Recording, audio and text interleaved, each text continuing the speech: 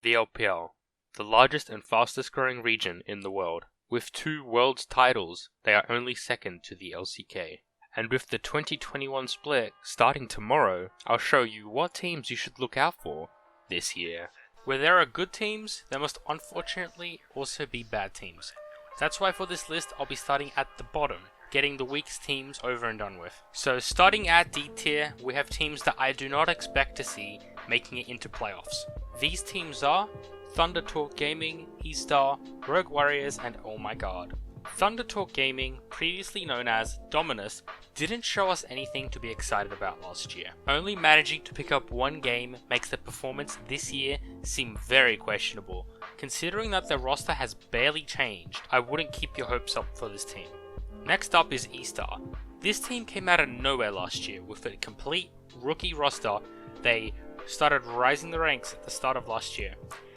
But then everything started to collapse. In the summer split, the team fell apart and performed awfully. And looking at the recent Demacia Cup results, things haven't seemed to have changed. So unfortunately, I'm going to have to put this team as very unlikely to make it to playoffs. Next up, we have Rogue Warriors. This team is bringing in a completely different roster to last year. This makes gauging the teams very, very difficult.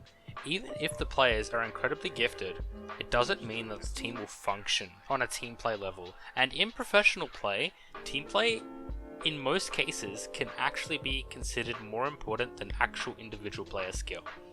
So for me to gauge this team is very, very difficult. So taking the safe option, I have them at the bottom. This is a team that could potentially do better as the split progresses. But as they start off as a team, we shouldn't expect anything too special. This conclusion is similar to that of Oh My God, who is the next team on my list. Not only have they also completely changed their roster, but their last year performance wasn't anything too special. So with this team, I will conclude my D tier. Moving on to D tier, these teams could potentially take a spot off the higher tiers into playoffs. But them winning the actual overall LPL is incredibly small. I don't see it happening. In this list we have LNG, Edward Gaming, Roll Never Give Up, Invictus Gaming, and Billi Gaming. And starting off with LNG, we have a really interesting case of really good individual talent, team play probably not too high. So if you didn't know, Tarzan, previously Griffin jungler, has joined LNG this year. And he is probably considered one of the best junglers in the world. Unfortunately, LNG still probably won't do well, even with such a gifted player, due to the fact that the way the team functions is probably not going to be there this year. So, it's another team that, at the start, don't expect anything. If things go well for the team, we could see them ramp up as the split progresses into the second split. But as I see it right now, this team could potentially get a spot into playoffs, but not as likely as all the other teams. Edward Gaming is the first team on this list that has a massive legacy that has fallen from grace. Introducing new players like Viper could deem very beneficial for this team, but unfortunately I still don't believe they have what it takes to beat the other teams on this list. And even with bringing back ex-players like Clearlove, I don't think they are going to perform anywhere near to how people expect them, just because it's been so long since these players have been on the Rift. And overall this team doesn't excite me whatsoever. Next up is RNG, and what a sad story we have here. Ever since RNG lost Uzi, this team has only crumbled, and it's really tragic to see. Their playstyle just doesn't work anymore. With Uzi, they played a specific way that worked for them and them alone, and consistently made them top in the LPL. They would protect Uzi because Uzi, no matter what situation, would be able to carry the game due to his mechanical prowess. Unfortunately, now that Uzi obviously has retired as a professional player, the team didn't adapt to not having a god-like AD carry. Not saying the AD carry is bad, but it's not the same. And now RNG has kind of lost its identity and fallen down the list, with worse and worse results each split. I'm not sure what we can expect out of RNG this year, but it won't be anything special. And next up, we have probably what I'm going to consider the most controversial pick as IG. So, Invictus Gaming. They are the most coin flip team I have probably ever seen in the region. They consistently do awfully or consistently do amazingly. They have some of the most amazing players on the team, but they have such a messed up and convoluted history between player interactions and the entire org as it stands. And for example, you could have the Shy in the top lane running it down Lucian 0-18, or the next game he's fed out of his mind. There's nothing to grip onto. There's no consistency and there's no stability in this team. You could see this team do amazing, and then next minute you could see them do garbage, and that is why I have to put them in C tier. Putting them any higher would be basically gambling. Next up, to wrap up C tier, we have Billi Gaming. This team is like the definition of middle of the pack. They are consistently not bad, but how good they are compared to top teams depends per season, per se. You will never see this team do bad, but you will never see this team blow your mind for an entire split. There may be a couple games where, wow, this team, what am I looking at? They're so good. And then there's other games that are like, okay, what am I looking at? If you know what I mean. So, Billi Gaming, wrap up C tier very nicely. Just close it up as C tier is potential playoff runner-ups, but not to a consistent level. So, to bring in B tier, this is what I consider most likely gonna happen. They're gonna be in playoffs. It's pretty likely. Maybe one or two may not make it, but I consider all these teams worthy contenders. In this list we have LGD, Li-Ning, FPX, and Rare Atom. So starting off with LGD, you may be very confused why I put them here after a very bad Demacia Cup and Nest performance. But over the past couple weeks, LGD have re-signed Kramer and Uniboy, and I consider these are their star players from last year.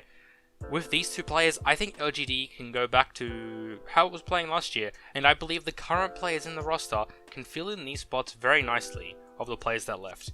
Now, this team probably more controversial, but I believe LGD has what it takes currently to make it into playoffs, and maybe with a little kickstart, they'll be up and running in no time. Next up, we have Li-Ning. What happened? They came second at Worlds, and now look where they are. Well, what can I say? They lost their biggest shot caller, first of all. We can blame TSM for that one. But basically, after they lost Sorta, their performance, as expected, doesn't look as good as before. In Demacia Cup, they played okay. It wasn't anything exciting. It wasn't Worlds second. Losing their biggest shot caller is not good for this team. And even though the other players are incredibly gifted, I think not having a proper synergy about like who is shot calling, having no like experience on the team to that degree, makes this team suffer incredibly. They are obviously, I'm guaranteeing they're gonna make it into playoffs still, but you're probably not gonna see them at World Semi-Finals next year. Next up, we have good old FPX, a team that won Worlds and then poofed out of existence. And the biggest reason was because of meta. They played a very different playstyle that got punished a lot last year. I think they started adapting towards the end of the year, but with the constant swaps between Gimgoon and Khan, they never really got an actual roster running that worked well. This year, they have the introduction of world champion Nuguri, and this player, I can only see positives for this team. FPX last year, not too good. This year, I think I have a solid place in playoffs. Wrapping up B tier, we have Rare Atom. Who on earth are Rare Atom? Well, I'm glad you asked. They're Vici Gaming, and they rebranded, and their name is interesting. But this team just looks like just a better version of last. This team, ever since Koma went in, he taught him something. This team's just going up. This team has only places to go. They hit the bottom. Okay, they hit the bottom last year. They're only going up. If you were to make me put my money on what team you think is going to be rising through the ranks the most, it'll be this team. I only see them placing higher than I put them. There is a potential they fall because teams below them do a lot better than expected, but I say you should tell your friends, tell your family, Rare Atom is the team to be excited for next year. Get excited. Alrighty, moving up to A tier. These are the dark horses. These are the teams that are taking that spot for number one. They're gonna try and take down number one.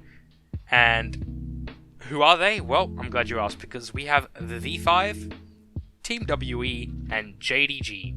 Let's start with V5. This team, they're something else. The worst team in the split becomes basically amazing within a course of a split. This team was so hyped at the end that watching them not make it to Worlds was very disappointing.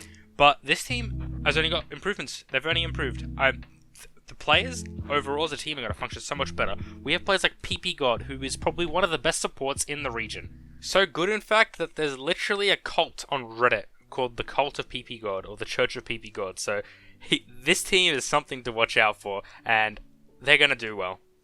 And oh boy, next up we have Team WE, a team that I was not expecting to be so high on my list. But ever since last year, they just seem to be ramping up.